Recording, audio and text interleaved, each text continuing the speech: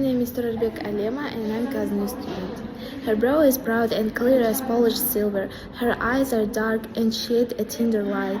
Her eyebrows are so slim and arched so finely. They are like a crescent in the sky at night.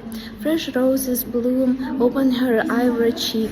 She has a delightfully sculptured nose, and when she parts her crimson lips to speak, her teeth are pearls set in two gleaming rows.